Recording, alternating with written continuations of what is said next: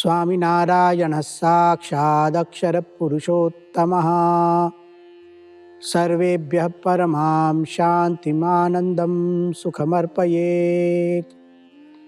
वसुदेवसुतं देवं कंसचाणूरमर्दनं देवकी परमानन्दं कृष्णं वन्दे जगद्गुरुम्। ॐ अक्षरमहं पुरुषोत्तमदासोऽस्मि। ॐ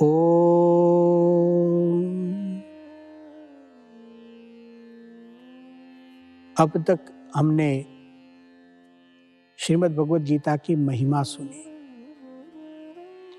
श्रीमद् भगवद गीता का बहिरंग परिचय प्राप्त किया, अंतरंग परिचय प्राप्त किया।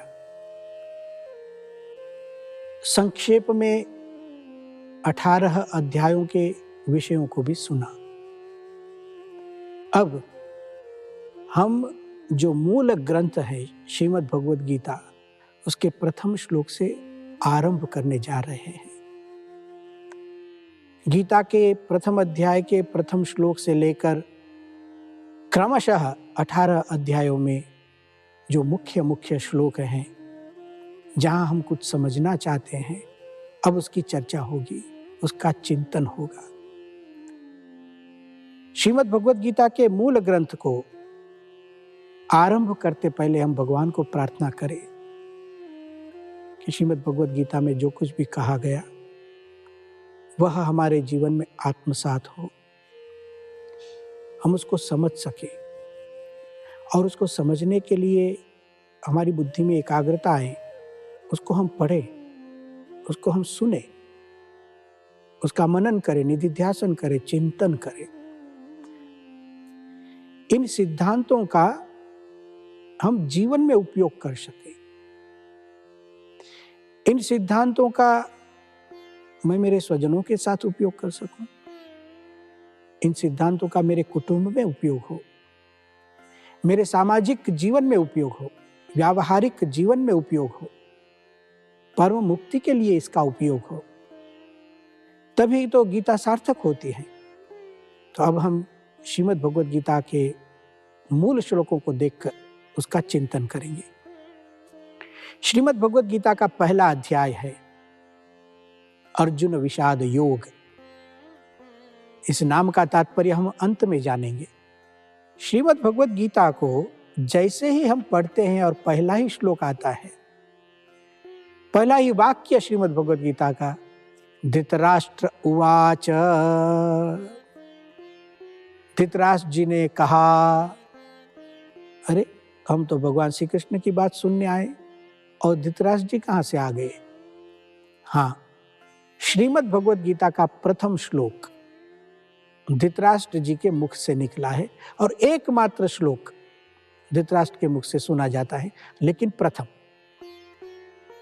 भगवद गीता में प्रथम धृतराष्ट्र बोलते हैं। उनकी जिज्ञासा है, धर्म क्षेत्रे कुरुक्षेत्रे समवेता युयोत्सवः मामकाः पांडवाश्चैव किम कुर्वत संजय। ये जिज्ञासा क्यों हुई, ये युद्ध क्यों हुआ, उसकी भूमिका जानना जरूरी है। श्रीमद् भगवद गीता की एक ऐतिहासिक भूमिका है। वहां तक हम आते हैं, फिर आगे भगवद गीता में जाएंगे। हम जानते हैं कि कूट बुद्धि शकुनी के षड्यंत्र का भोग बने राजा युधिष्ठिर द्युत क्रीड़ा में परास्त हुए। परिणामतः पांडवों को 12 वर्ष के वनवास एवं 1 वर्ष के अज्ञातवास का दुख भोगना पड़ा। यह सब महाभारत में लिखा है। दुख एवं वेदना के 13 वर्ष पूर्ण करके पांडव पुनः अपने पैतृक राज्य में वापस लौटे। न्यायानुसार अपना आधा राज्य मांगा, परंतु दुर्बुद्धि दुर्योधन ने इसका विरोध किया। सभी ने उसे समझाने का प्रयत्न तो किया। अरे दुर्योधन, आधा नहीं तो चतुर्थांश ही दे दो। परंतु दुर्योधन इस पर ही असहमत था। वो नहीं चाहता था, कुछ भी देना नहीं चाहता था। अंततः श्री कृष्ण भगवान ने संधि का अंतिम प्रस्ताव रखते हुए कहा। देखिए कितना रोमांचकारी इतिहास है। भगवान श्री कृष्ण धृतराष्ट्र जी को कहते हैं, हे धृतराष्ट्र, हे दुर्योधन, ये पांडव भी कुरुवंशी है, कम से कम 5 गांव ही इन्हें दे दो, जिससे दोनों पक्षों का स्वमान बना रहे। ये भी कुरुवंशी है। इस पर भी दुर्योधन टस से मस न हुआ। अरे दुर्योधन ने तो स्पष्ट चुनौती ही दे दी। महाभारत में श्लोक लिखा है, यावद्धि तीक्ष्णया सूच्या विद्येद अग्रेण केशव तावदपि अपरित्याज्यम भूमेर्नः पांडवान प्रति। दुर्योधन कहता है, हे केशव, 5 गांवों की क्या बात कर रहे हो? हम तो पांडवों को सूची के अग्रभाग, सूची अर्थात सुई जिसको कहते हैं, सूची के अग्रभाग जितनी भूमि भी नहीं देने वाले हैं। इसके उपरांत भी यदि पांडव भूमि की इच्छा रखते हैं तो वे युद्ध के लिए तैयार रहे। युद्ध का प्रस्ताव कौरव पक्ष से आया है। बस इस प्रकार युद्ध का निर्णय हुआ। दोनों पक्षों में युद्ध की तैयारियां जोर शोर से शुरू हो गई। तब एक प्रश्न उपस्थित हुआ, समर भूमि के चुनाव का। यहीं से हम भगवद गीता का आरंभ करते हैं।